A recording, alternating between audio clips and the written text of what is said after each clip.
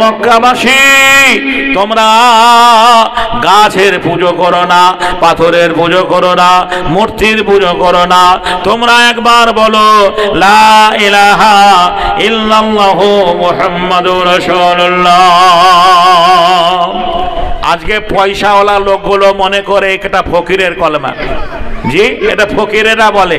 দেখেন না ট্রেনে বাসে নামাজ নেই, তেল চিট্টা টুপি, জোহরের গোসল করেনি, লা ইলাহা ইল্লাল্লাহ, কই গো মা ভিক্ষা দাও, বলে না বলে না?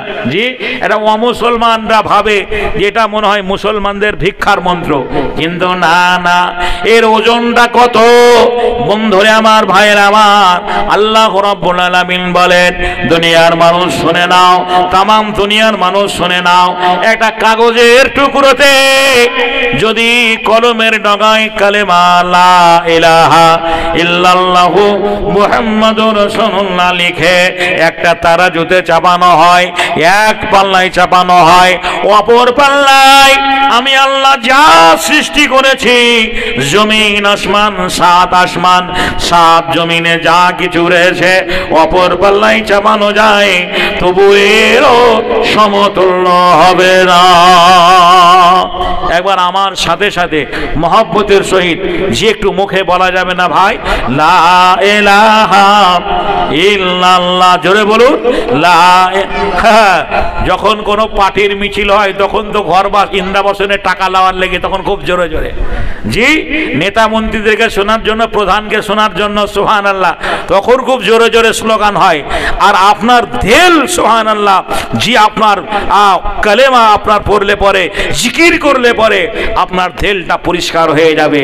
আমি যে কাপড়টা পরে আছি, গতকালকে এই জামাটাই পরেছিলাম, আমি বাড়ি এলাম, মেয়ে বললাম বা জামাটা কত কালো হয়ে গেছে। বললাম মা, যেখানে ছিলাম একবার ঝাড়খণ্ড এলাকা, পাথরের এলাকায় এত ধুলোবালি, কালো হবে না? তো সঙ্গে সঙ্গে পরিষ্কার করে দিয়েছেন। আবার এই পাতলা জামাটা গরমকালে পরে এসছি, সার সাবান দিলে পরে যেমনি জামা কাপড় পরিষ্কার করে আবার ব্যবহার করার যোগ্য হয়।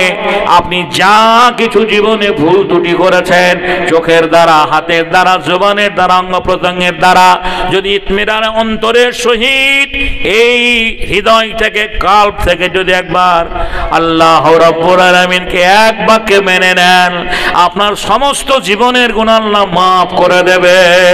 তাই মহব্বতে বলুন লা ইলাহা ইল্লাল্লাহ, লা ইলাহা ইল্লাল্লাহ, লা ইলাহা ইল্লাল্লাহ মুহাম্মাদুর রাসূলুল্লাহ।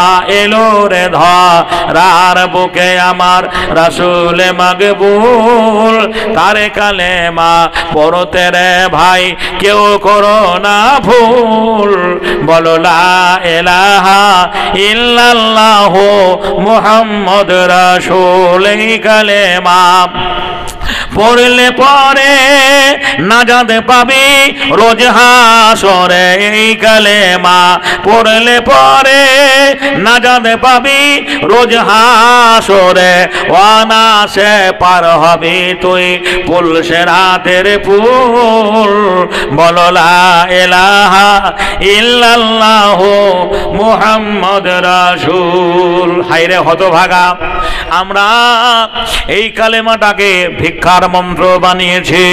মুসা নবী বলেছেন, আল্লাহ তোমার আরশের মহল্লায় কালেমা লা ইলাহা ইল্লাল্লাহ লেখা রয়েছে, বলে এটা হচ্ছে শেষ নবী, আখেরি জামানার পয়গম্বরের মন্ত্র।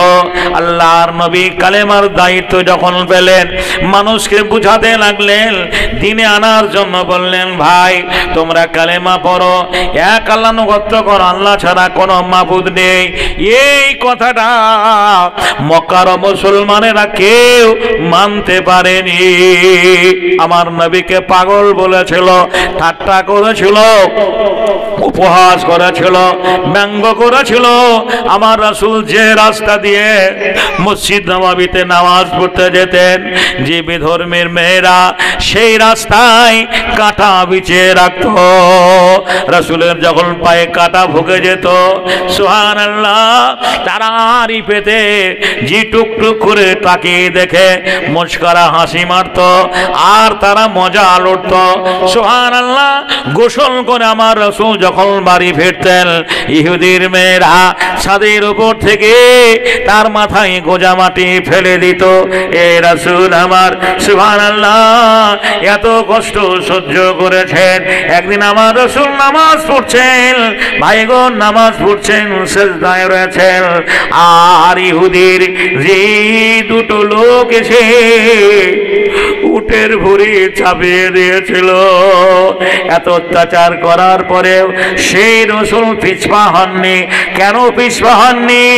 মানুষকে কালেমার পৌঁছানোর জন্য, যাতে আমার উম্মতিরা জাহান্নামী না হয়, যাতে আমার উম্মতিরা জাহান্নামে না যায়। এই কালেমার দায়িত্ব দিয়ে দিয়ে আমার রাসূল বুঝিয়েছিলেন।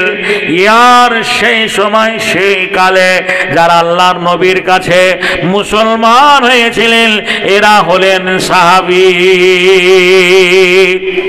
রাসূলের যুগে অমুসলমানরা বেদিনেরা ইসলাম কবুল করে মুসলমান হয়েছিলেন, এরা হলেন নবীর সাহাবী। এই সাহাবীদের ইতিহাসটা বড় কঠিন করুন। ঈমান আনার জন্য, কালেমা পড়ার জন্য, মুসলমান হওয়ার জন্য তাদেরই বংশধরেরা, তাদেরই বাপচারারা মেনে নিতে পারেনি।